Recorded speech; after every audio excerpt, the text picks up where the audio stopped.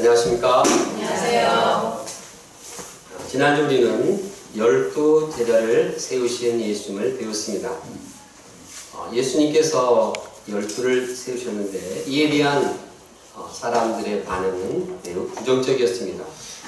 내 가족들은 예수님께서 미쳤다, 그렇게 비난하면서 예수님을 잡으러 왔습니다. 또 종교 지도자들인 서기관들이 예수님은 귀신에 들렸다, 이렇게 또 비난을 했습니다. 참 예수님은 하나님 나라를 전파하고 또 그들을 새롭게 하고자 하는데 반응이 아주 부정적이었습니다. 그래서 마음이 참 괴로우셨을 것입니다. 그러나 예수님은 소망을 잃지 않고 이제 바닷가로 나가셨습니다. 그리고 제자들과 또 제자들과 함께 있는 사람들에게 하나님 나라에 대해서 비유로 말씀하십니다. 그들이 하나님 나라의 풍성한 열매를 맺기를 소원했습니다. 그런데 이 말씀을 전하면서 다른 무엇보다도 듣는 자세를 강조하고 있습니다. 이 시간 예수님께서는 우리가 풍성한 열매를 맺기를 원하시고 무엇보다도 듣는 자세를 집중하도록 원하시고 계십니다. 그러면 우리가 이 예수님의 이 소망의 이 마음을 영접하고 말씀을 잘 듣고 풍성한 열매를 맺기를 간절히 원합니다. 네. 첫째, 귀 있는 자는 들으라.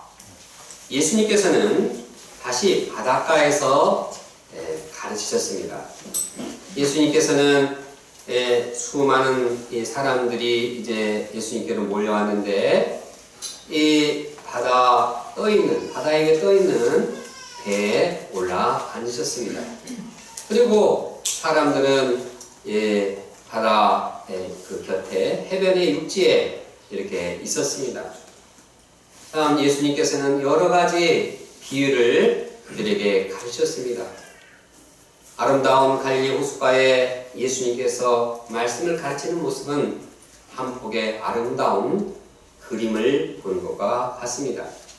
제가 갈릴리 이스라엘 여행을 한 적이 있었는데 그 여행 중에서 가장 인상적인 것은 이 갈릴리 바다를 보는 것이었습니다.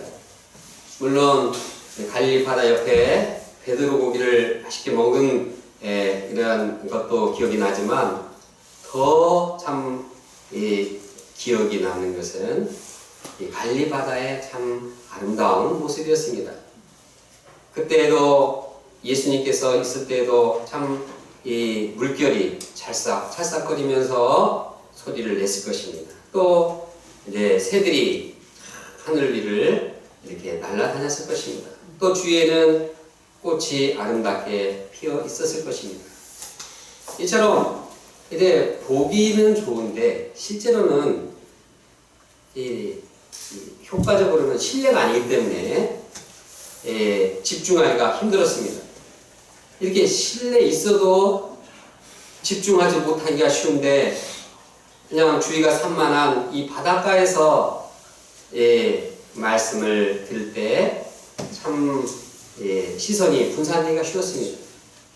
이런 상황에서 예수님은 들으라 말씀하십니다. 우리 다 같이 말씀을 경청하는 마음으로 들으라 한번 해보겠습니다. 시작. 들으라.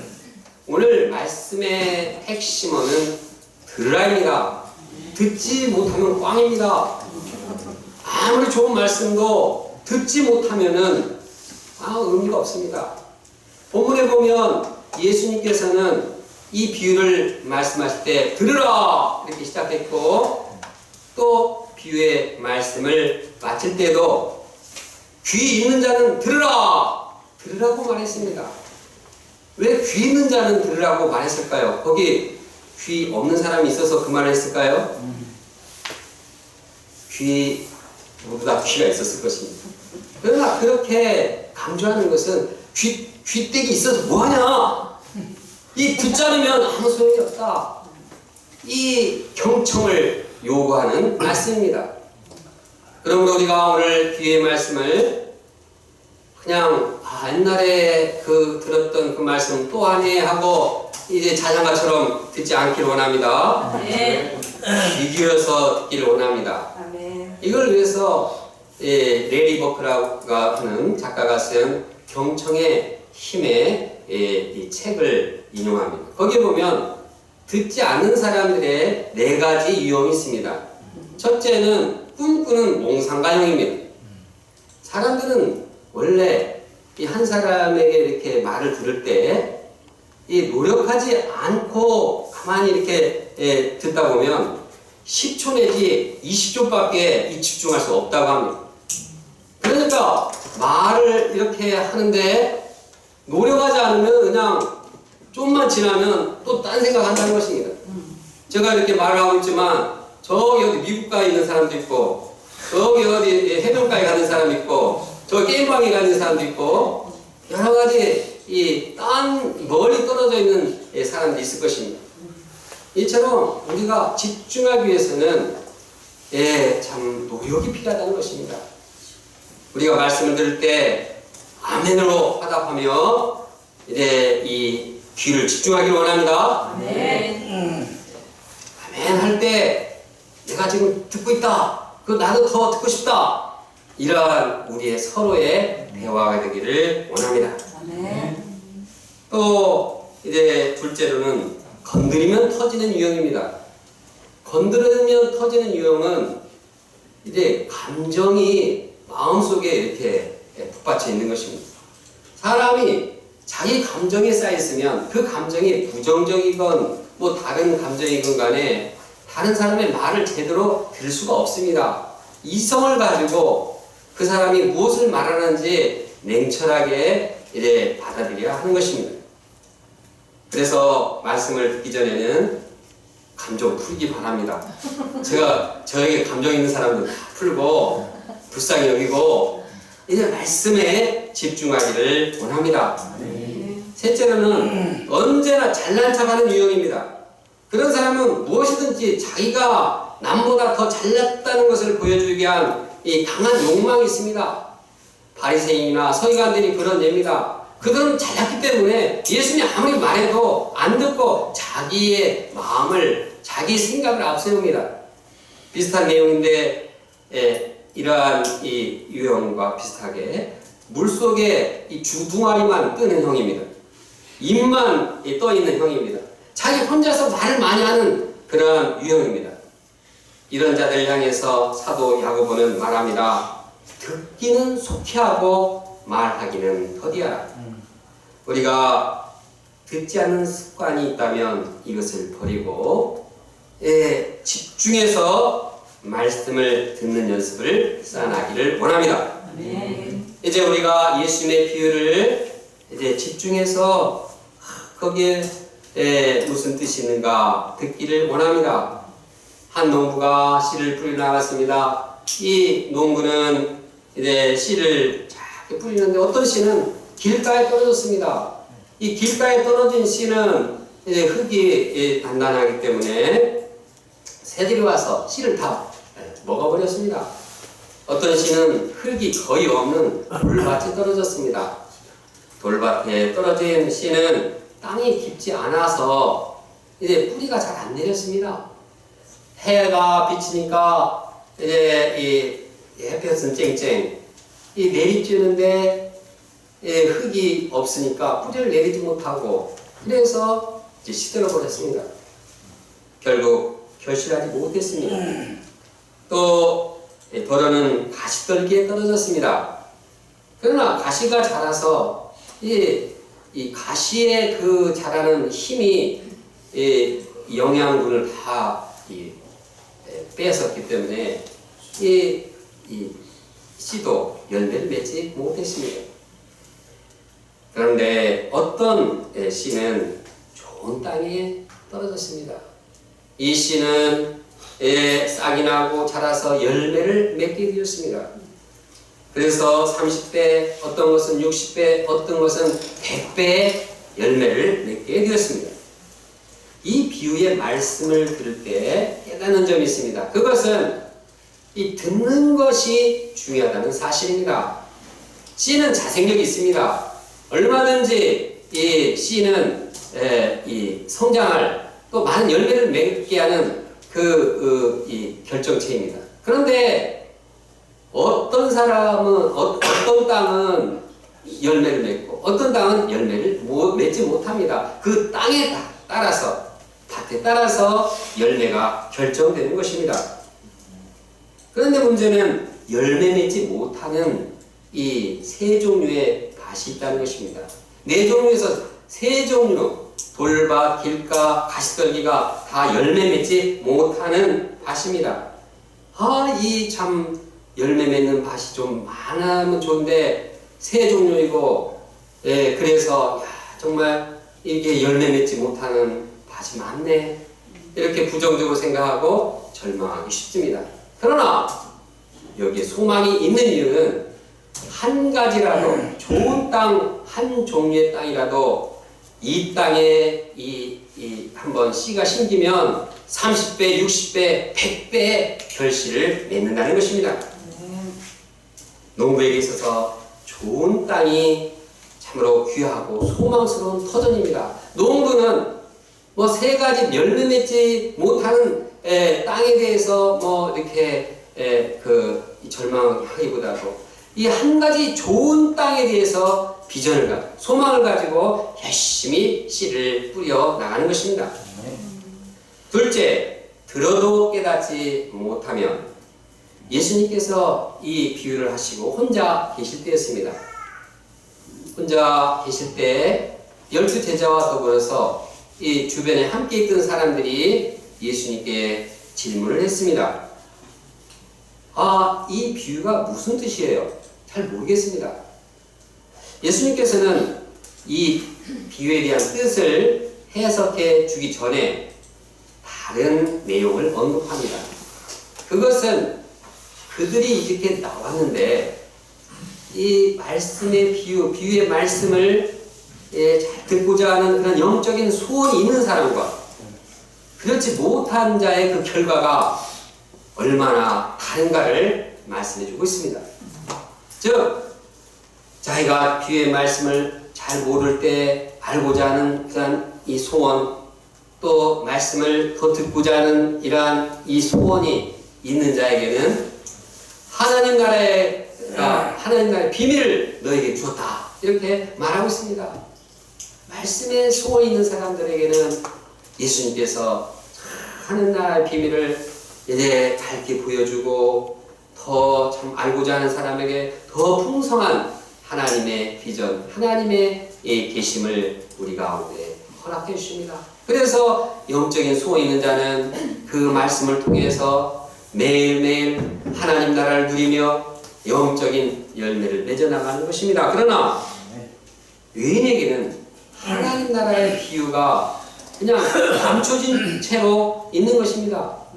그들은 말씀을 듣기는 들어요. 그런데 무슨 말인지 몰라도 그냥 별로 알려고 하지도 않고 깨달으려고 하지도 않습니다. 이제 재미없는 말씀 빨리 끝났네, 이제 가자. 여기서 의인이라는 것은 이 12 제자와 또 그 주변에 있는 이 사람들, 예수님께 나온 사람 외에 말씀 듣다가 그냥 말씀도 모르고 그냥 떠난 사람들입니다. 이런 사람들은 어떻게 됩니까? 12절 말씀을 함께 읽겠습니다. 12절입니다. 시작. 이는 그들로 보기는 보아도 알지 못하며 듣기는 들어도 깨닫지 못하게 하여 돌이켜 주의 삶을 얻지 못하게 하여 함이라. 이 말씀을 문자적으로 이렇게 보면은 예수님께서 그 사람들을 깨닫지 못하게 한다 이렇게 말하고 있습니다. 그런데 예수님께서 그들을 이렇게 깨닫지 못하게 하는 그 이유가 무엇일까요? 그것은 예수님 일부러 비유를 줘서 내가 못 깨닫게 하겠다. 그 이전에 그들이 비유의 말씀을 어떤 말씀이든지 듣고자 하는 소원이 없는 것입니다. 그 말씀을 영적인 소원을 가지고 듣지 못하고 그냥 별로 알고 싶지 않고 생각하지 않고 이러니까 그냥 이 생각을 그 생각을 그대로 이제 내버려 두신 것입니다. 결국 이처럼 그들이 영적인 소원이 없이 말씀을 거부하니까 결국 하나님 나라의 그 비밀을 알 수가 없습니다. 말씀이 없으니까, 말씀을 깊이 영접하지 못하니까 죄사함이 없습니다. 그냥 빵 먹을 때는 좋아하고 그냥 병 고칠 때는 좋아하는데 말씀에 대한 영적인 소원이 없으니까 내면에 죄사함도 없고 하나님 나라도 없는 것입니다. 어떻게 됩니까? 영원한 형벌에 빠지게 되는 것입니다. 말씀의 소원이 있느냐 없느냐는 단순히 내가 뭐 말씀 한마디 듣고 은혜 받고 안 받고가 아닙니다. 하나님의 축복을 덧입느냐 아니면 영원한 하나님의 심판, 저주를 받게 되느냐, 이것이 달라지는 것입니다. 그럼 우리가 말씀에 대한 소원을 가지고 말씀을 깨닫고 하자는 간절한 심정을 가지고 말씀을 대하기를 원합니다. 이 듣는 자세에 따라서 우리가 풍성한 하나님의 말씀의 은혜를 덧입고 하나님 나라를 누릴 수도 있고, 아니면 심판과 이제 영원한 이 저주에 빠지게 될 수도 있습니다. 우리가 영적인 소원을 가지고 하나님 나라의 비밀을 매일매일 깨달아가고 하나님 나라를 누리고 죄사함의 은혜 가운데서 신앙생활을 할 수 있기를 간절히 원합니다. 셋째, 말씀을 듣고 받아. 예수님께서는 씨 뿌리는 비유를 해석해 주십니다. 농부가 씨를 뿌리는 것은 말씀을 뿌리는 것입니다. 그런데 이 말씀이 길가에 뿌려졌다는 것은 무엇입니까? 길가에 뿌려졌다는 것은 이 말씀을 듣긴 듣는데 이 말씀이 깊이 영접되지 않고 마음에 이렇게 방치가 되니까 사탄이 와서 홀딱 잡아 먹어버린 것입니다. 말씀이 사라져버린 것입니다. 마음에 말씀이 없는 것입니다. 둘째로 이 돌밭에 씨가 뿌려졌다는 것은 말씀을 들을 때는 아주 기쁨으로 받습니다. 야, 은혜스럽다. 할렐루야. 아이고, 저렇게 말씀이 좋은데, 그러다가 잠시 이제 이 은혜를 받는데 그냥 환난과 박해가 오면은 아이고, 왜 이렇게 힘드냐? 말씀 들었는데 왜 이렇게 어렵냐? 왜 이렇게 이 생활이 참 고난스럽냐? 하고 그냥 말씀을 뿌리를 내리지 못하는 것입니다. 예수님과의 관계성이 없어지는 것입니다.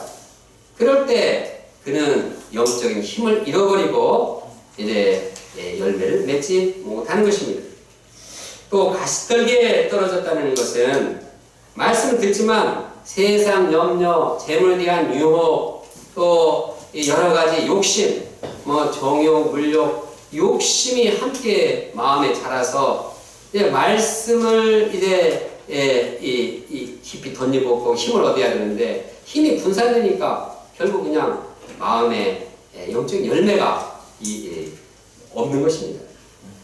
한편 좋은 땅에 떨어졌다는 것은 말씀을 듣고 받아서 30배, 60배, 100배 열매를 맺는 사람입니다.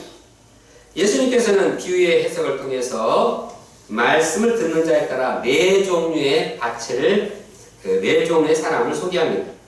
여기서 세 종류의 사람들은 열매를 맺지 못합니다. 그러나 이 비유에는 반전이 있고 이 비유에는 해피 엔딩이 있습니다.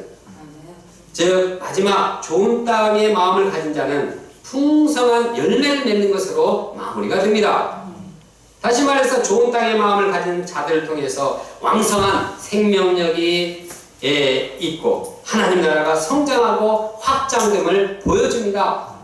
첫 번, 세 종류의 밭이 참 열매 맺지 못해서 안타까웠지만 그러나 좋은 땅에 떨어진 그 사람들의 그 마음으로 인해서 하나님의 역사가 놀라운 열매를 맺고 확장이 되는 것입니다. 이와 같이 예수님께서 이제 말씀 뿌리는 이 역사는 이루어졌고 여러 종류의 사람들이 예수님의 말씀을 영접하지 않았지만 그러나 그 가운데서 좋은 땅의 마음을 가지고 영접하는 자들을 통해서 하나님 나라가 이 풍성한 열매를 맺고 이어져 나가고 확장되고 있습니다. 이 말씀에 대한 실제적인 예는 우리가 사도행전에서 찾아볼 수가 있습니다. 즉 초대교회 성도들은 환난과 핍박 가운데서도 말씀을 듣고 말씀을 받고 말씀을 놓치지 않았습니다. 말씀을 간직했습니다. 그들은 시련 가운데서도 말씀을 붙들고 이 말씀이 함께할 때 오히려 그 어려운 가운데서도 하나님 나라로 충만했습니다. 예를 들어서 빌립보에서 이제 그때 이 유럽은 이 복음 역사가 아주 거의 황무지였습니다. 그런데 이 자주옥감 장사 루디아 한 사람이 말씀을 들었을 때 그 마음에 하나님 나라가 함께하고 이로부터 유럽 개척 역사가 시작된 것입니다. 영적인 열매가 맺히기 시작하게 된 것입니다. 또 데살로니가 사람 이 성도들은 바울이 말씀을 전할 때 이 말씀을 사람의 말로 받지 않고 하나님의 말씀으로 영접하였습니다. 그래서 영적인 열매를 맺었습니다. 그런데 베레아 사람들은 이 데살로니가 사람보다 더 마음이 너그러웠습니다. 그래서 날마다 이 말씀을 상고하고 진짜 옳은가 아닌가 이 말씀으로 받아들였습니다. 그러자 이 베레아에는 더 많은 사람들이 헬라의 귀부인들까지도 이 말씀을 듣고 하나님 나라를 영접하고 점점 하나님 나라가 왕성하게 전파되었습니다. 이처럼 초대교회 성도들은 박해와 시련 속에서도 좋은 땅의 마음을 가진 자들을 통해서 풍성한 열매를 맺고 성장하게 되었습니다. 열매를 맺고 성장하고 확장되는 것은 소수일지라도 말씀을 듣고 받아서 풍성한 열매를 맺는 자들을 통해서 이루어져 나가는 것입니다. 그러면 우리가 어떻게 이렇게 풍성한 열매를 맺는 자가 될 수 있을까요? 그것은 우리 마음이 말씀을 듣고 받는 좋은 땅이 되는 것입니다. 20절 말씀을 한번 읽어보겠습니다. 시작. 좋은 땅에 뿌려졌다는 것은 곧 말씀을 듣고 받아 30배나 60배나 100배 여시는 하는 자니라. 우리가 말씀을 듣고 받으면 좋은 열매를 맺습니다. 여기서 말씀을 듣고 받는다고 할 때 받는다는 뜻은 무엇입니까? 받는 것은 받는 것입니다. 받는다는 것은 그냥 놓치지 않는 것입니다. 그냥 버리지 않는 것입니다. 간직하고 보호하고 어찌한지 붙들고 말씀이 나에게 떠나지 않도록 붙드는 것을 말합니다. 그러므로 좋은 땅은 길가와 같이 딱딱한 그런 마음이 아닙니다. 어떤 말씀이든 들은 말씀은 자기 것으로 소화하고 이것을 영접하는 마음입니다. 그래서 말씀을 사탄에게 빼앗기지 않는 그런 마음입니다. 좋은 땅은 돌박과 같은 마음이 아닙니다. 말씀에 뿌리를 내리는 마음입니다. 환난과 박해와 어려움이 있을지라도 말씀을 생각하고 말씀 가운데서 예수님과의 사랑의 관계를 맺고 인격적인 관계를 맺고 그 어려움 속에서도 말씀 속에서 생명력을 덧입고 말씀 속에서 하나님 나라를 덧입고 말씀 속에서 사랑을 기피하는 것입니다. 또 좋은 땅은 가시떨기가 아닙니다. 그래서 세상 염려와 재물의 유혹과 여러 가지 기타 욕심이 들어올 때 이것을 탁 차단시키는 마음입니다. 이것은 참으로 내 영적인 힘을 빼앗는 것이다. 해가지고 그냥 탁 이렇게 제거하고 오직 참 주님의 영적인 힘을 덧입어서 풍성한 열매를 맺는 마음입니다. 우리가 좋은 땅에 마음이 되어서 풍성한 열매를 맺기 원합니다.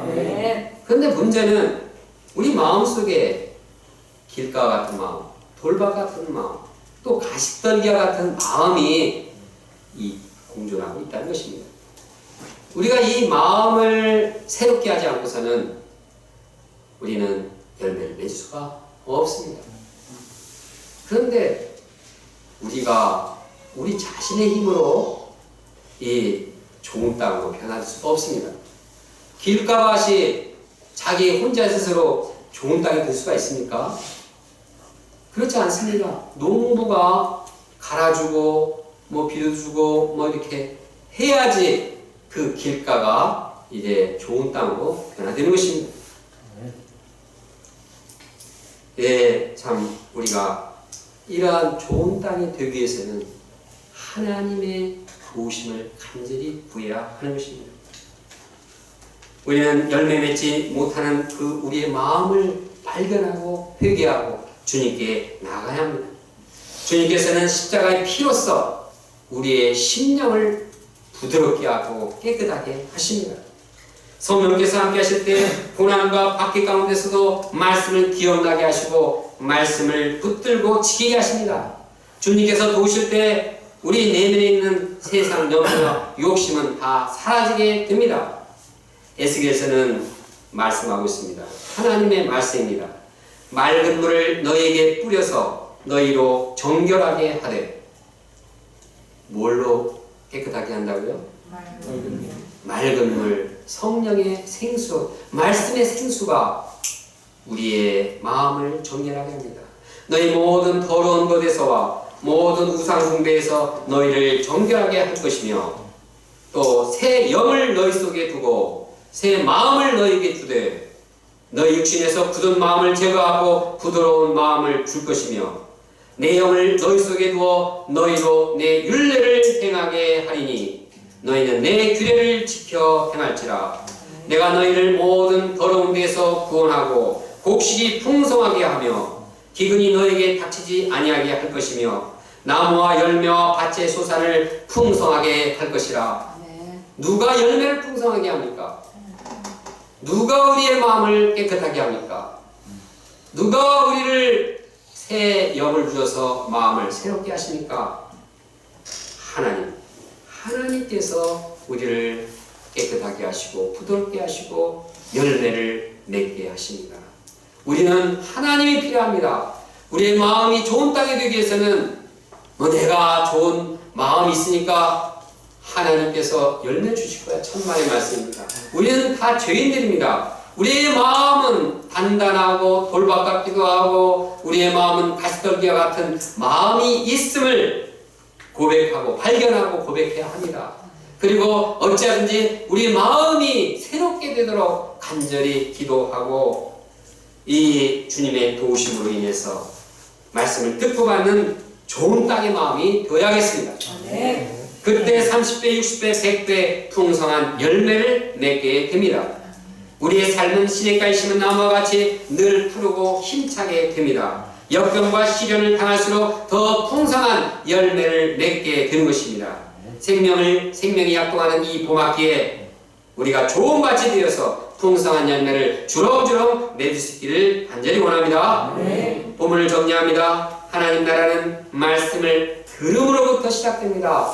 말씀을 들을 때 풍성한 열매를 맺습니다. 그러므로 우리는 말씀을 집중해서 들어야 하겠습니다. 영적인 소원을 가지고 들어야 하겠습니다. 말씀을 듣고자 소원을 한 자는 하나님의 나라의 그 비밀을 얻습니다. 그러나 영적인 소원이 없는 자는 죄사함을 얻지 못합니다. 우리가 하나님의 도우심으로써 이 길가와 돌밭 또 가시떨기의 마음을 새롭게 해서 좋은 밭에 마음을 소유하기를 원합니다. 우리가 좋은 땅의 마음이 되어서 풍성한 열매를 맺는 삶을 살기를 간절히 소원합니다. 다같이 20절 말씀을 함께 읽겠습니다. 시작. 좋은 땅에 뿌려졌다는 것은 곧 말씀을 듣고 받아 30배나 60배나 100배 결실을 하는 자니라. 기도하겠습니다.